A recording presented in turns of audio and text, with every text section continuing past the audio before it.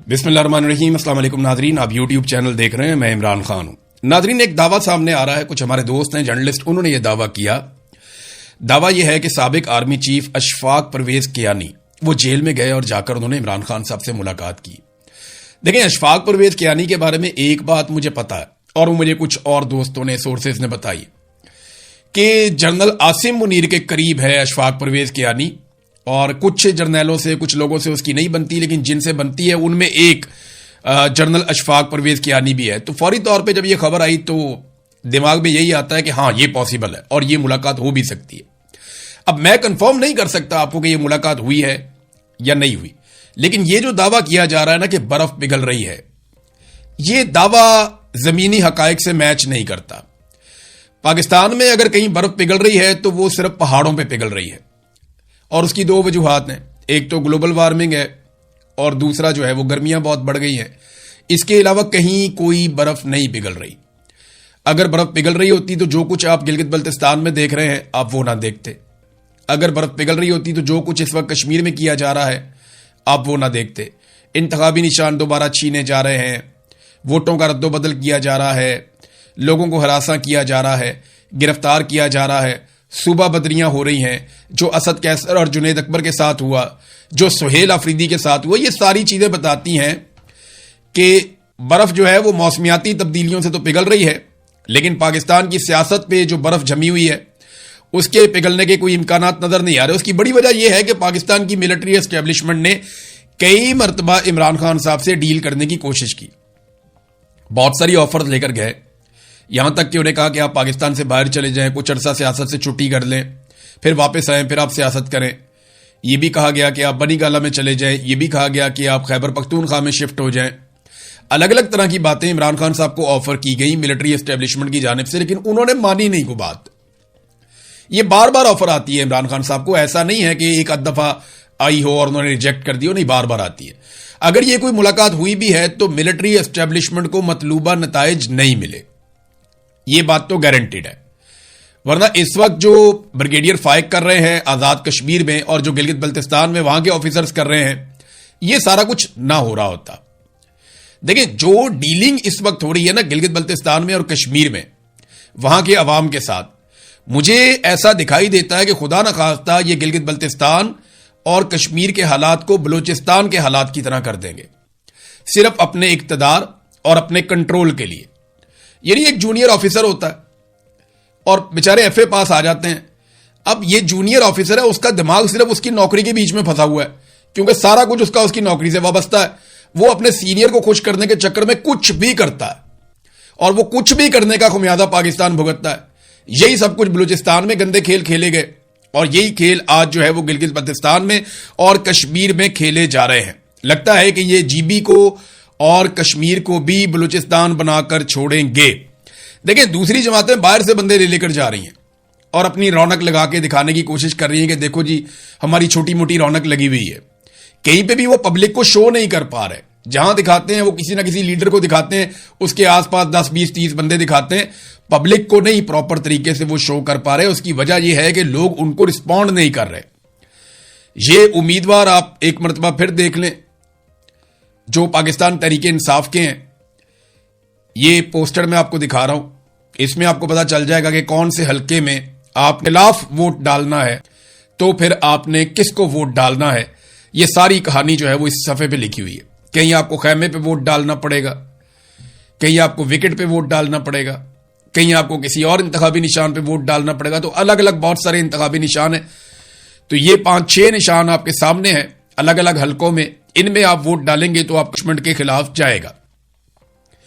एक नाजरीन मेरी गुजारिश है आजाद कश्मीर के लोगों से, ये आम आवाम से नहीं मैं बात कर रहा, ये वो लोग जिनके पास बहुत पैसा है, जिनके पूरे पूरे खानदान ओवरसीज हैं और इनके पास काफी पैसा है।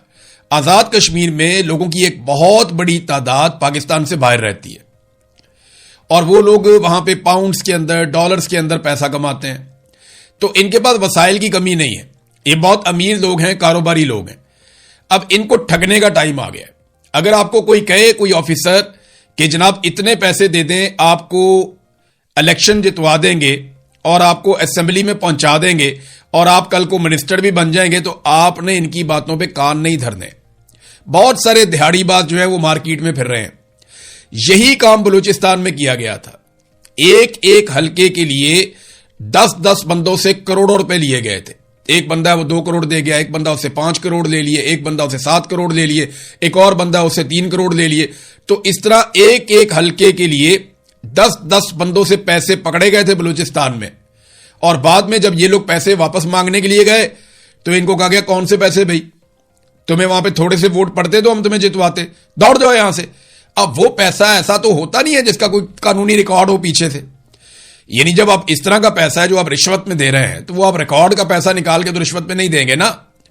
وہ تو آپ پیسہ ادھر ادھر سے کہیں سے نکالیں گے اور نکال کے آپ دے دیں گے.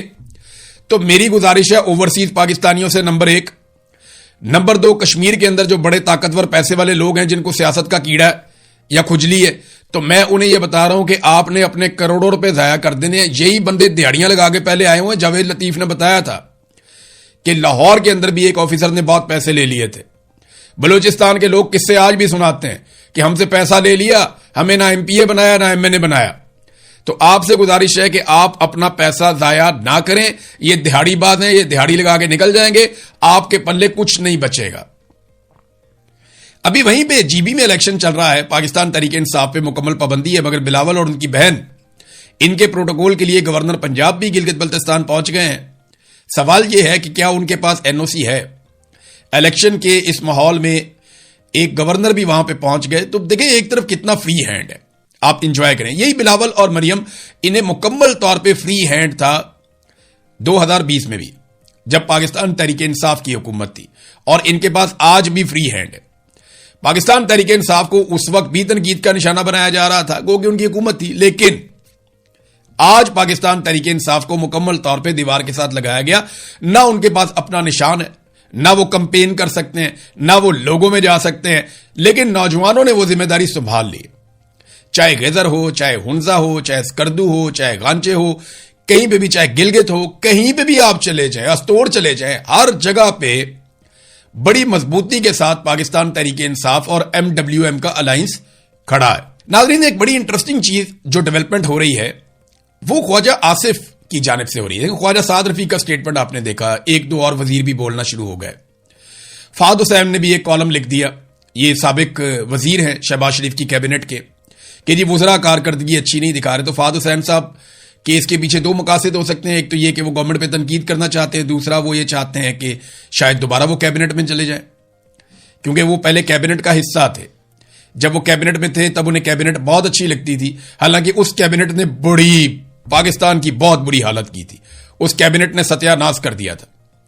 تو فہد حسین اس کیبنٹ کا حصہ تھے, اور اب فہد حسین کو کیبنٹ اچھی نہیں لگ رہی, اور میرے خیال میں یہ ایک طرح کی سی وی ہے کہ جناب مجھے کیبنٹ میں دوبارہ شامل کیا جائے. تو فہد حسین صاحب کو دوبارہ شامل ہو جانا چاہیے تاکہ کیبنٹ ان کو اچھی لگنا شروع ہو جائے. بہرحال خواجہ آصف کا بھی ایک گلے شکوے والا ایک ٹویٹ آیا کہ جناب 80,000 روپیہ بھی لے لیا ہم سے اور ہمیں رسید بھی کوئی نہیں دی, اور یہ نظام چل رہا ہے. اگر ایک وفاقی وزیر کی یہ حیثیت ہے تو کسی اور کی کیا ہوگی. پھر تھوڑے دن پہلے انٹرویو دیتے ہوئے خواجہ آصف نے کہا جناب میرا جو گھر ہے جہاں پہ میں رہتا ہوں, سرکاری گھر, وہ ٹوٹ پوٹ کا شکار ہے. میں نے محسن نقوی کے ترلے کیے ہیں لیکن وہ ٹھیک نہیں کروا کے دے رہا, اپنے گھر کا دروازہ نہیں ٹھیک کروا پا رہا. آپ کو پتا ہے خواجہ آصف یہ سٹیٹمنٹ کیوں دے رہا ہے؟ خواجہ آصف ہو جائے, خواجہ سعد ہو جائیں یا باقی لوگ, یہ سارے نا ان چیزوں کو ریکارڈ کے اوپر رکھ رہے ہیں. ان کے اقتدار کا سورج غروب ہو جائے گا. اس کی عمر زیادہ سے زیادہ 10 سال ہوگی, اس سے زیادہ کیا ہوگی. تو پی ایم ایل این کے لیے سیاست کے رستے بند ہو جائیں گے, دوبارہ سیاست نہیں کر پائیں گے. لہذا اب یہ گراؤنڈ بنا رہے ہیں کہ جناب ہم تو باندھ دیے گئے تھے اور عمران خان کے خوف کی وجہ سے ہم پھنس گئے تھے, عمران خان کا کیا ہمارے سامنے آ گیا,